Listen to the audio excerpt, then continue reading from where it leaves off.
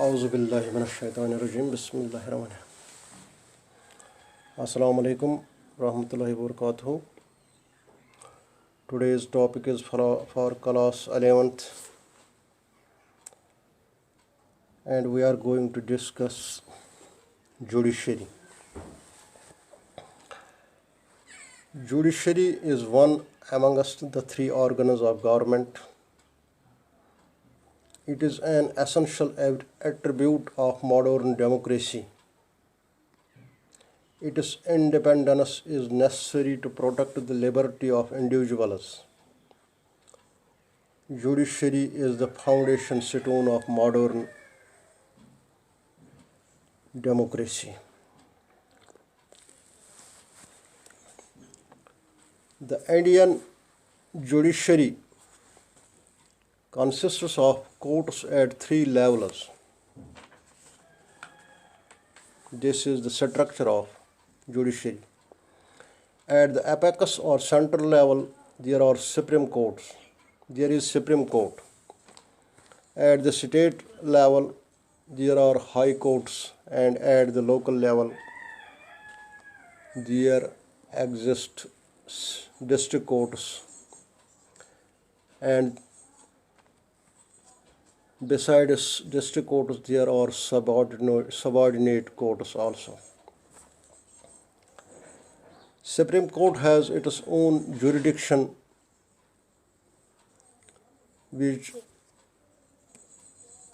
gives decisions binding on all courts. It transfers judges of high courts. It can move cases from lower court to itself, and it can shift cases from one court to another. Similarly, high courts have their own jurisdiction. They listen to appeal from lower courts. They can issue writs for restoring fundamental rights, and they have control of superintendence over lower courts. The district court has its own jurisdiction. It deals with cases arising and within the districts. It considers appeals on decisions given by lower courts, decides cases involving sessions and criminal offences also. The subordinate courts have their own jurisdiction. They consider cases of writ and criminal offences. This was the structure of judiciary in India. Let us see why is judiciary important.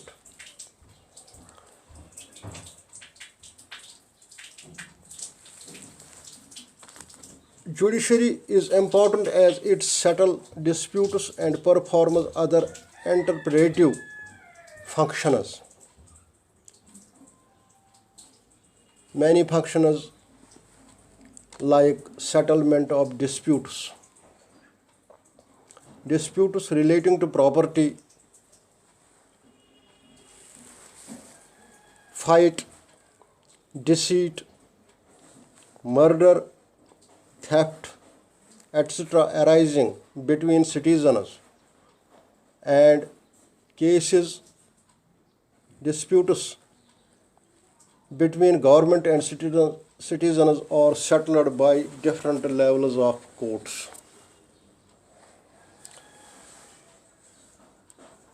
Judicial precedents. Many cases for which there is no law are solved on the basis of equity.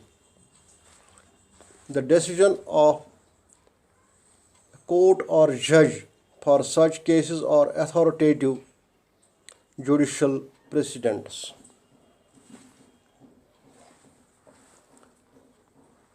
Judiciary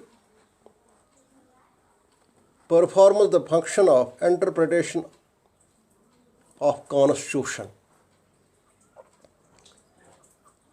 Any law passed by legislature or executive, if goes against constitutional provisions, is declared null and void by judiciary and thus protect the fundamental liberties of people. Public interest litigation bill.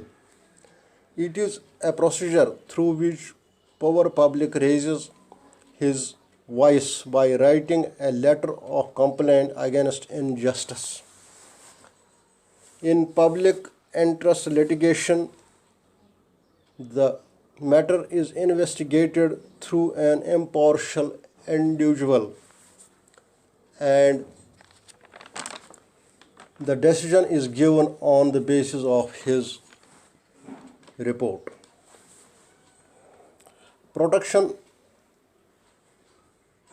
of basic rights. Impediments put on promotion and protection of people's rights are prevented by judiciary by issuing writs, etc. Writs like habeas corpus, mandamus, probation, etc. These are issued to restore the rights of the people.